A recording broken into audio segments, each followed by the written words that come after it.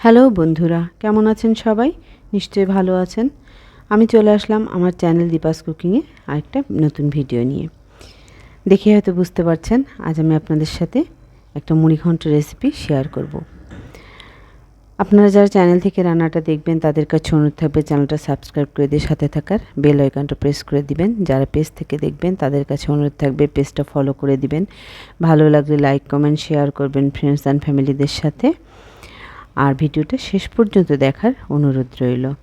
প্রথমে বড় একটা কাতলা মাছের মাথা নিয়ে নিয়েছি। মাথাটা ভালো করে হলুদ লবণ মেখে ভালো করে লাল লাল করে ভেজে নিলাম, দেখতে পাচ্ছেন। মাথাটা খুব ভালো করে ভেজে নিতে হবে। আর এবার হচ্ছে দেখুন, ডালটা আমি এভাবে ঝুড়ো করে সেদ্ধ করে রেখেছি, একদম ঝুড়ো ঝুড়ো, মানে শুকনো করে।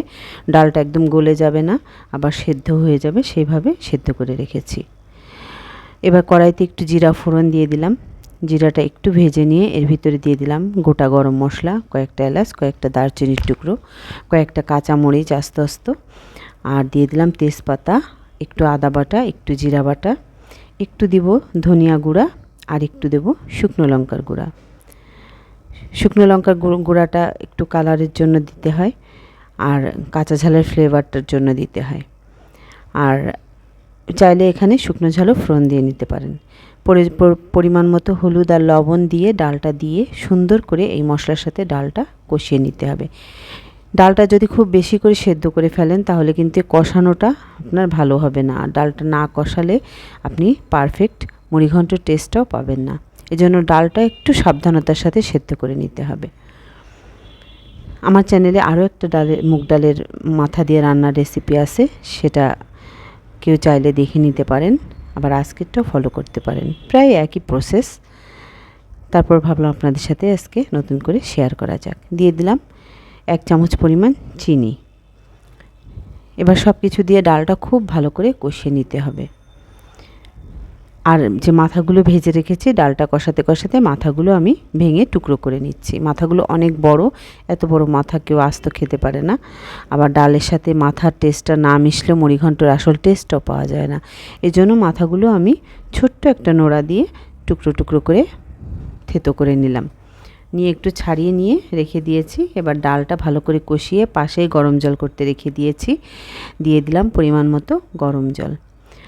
ডালের ভিতরে সবসময় গরম জলটা দেওয়ার চেষ্টা করবেন, এবং ডালে যে পরিমাণটা মানে ডালের যে ঘনত্বটা আপনি চান তার থেকে একটু বেশি পরিমাণে জলটা দেবেন। ডালটা খুব বেশি ভালো করে ফুটাতে হবে। ডালের টেস্ট কিন্তু ফুটানোতে।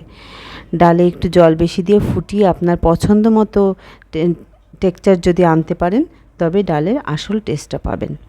কিন্তু আপনি অল্প জল দিলেন, আবার একটু জাল দিয়ে নামিয়ে ফেললেন, ডালের কিন্তু অরিজিনাল টেস্টটা আসে না।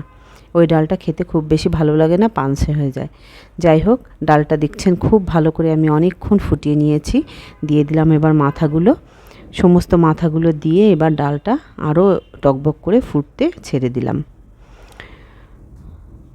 আপনারা কে কীভাবে মুড়িঘণ্টর ডাল রান্না করেন আমার সাথে কাইন্ডলি শেয়ার করবেন। আপনাদের থেকেও আমার অনেক কিছু শেখার আছে। আর আমি কিভাবে রান্না করি সেটাও আপনাদের সাথে তো শেয়ার করছি। আর আপনারা কে কোথা থেকে দেখছেন ভিডিওটা সেটাও আমার সাথে শেয়ার করবেন। আপনাদের সাথে পরিচয় হতে আমাদের ভীষণ ভালো লাগে। দিয়ে দিলাম 1/2 চা চামচ পরিমাণ গরম মশলা গুঁড়ি।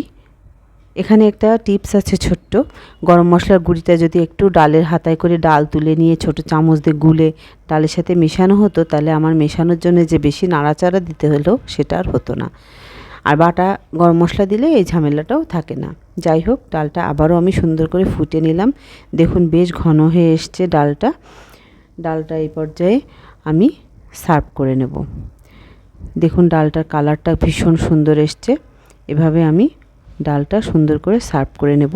আপনারা এটা সাদা ভাত, পোলাও, যার যেভাবে ইচ্ছা খেতে পারেন। অনেকে রুটি পরোটা দিয়েও খেতে পছন্দ করে। আজকের মতো বিদায় নিচ্ছি, ভালো থাকবেন সবাই।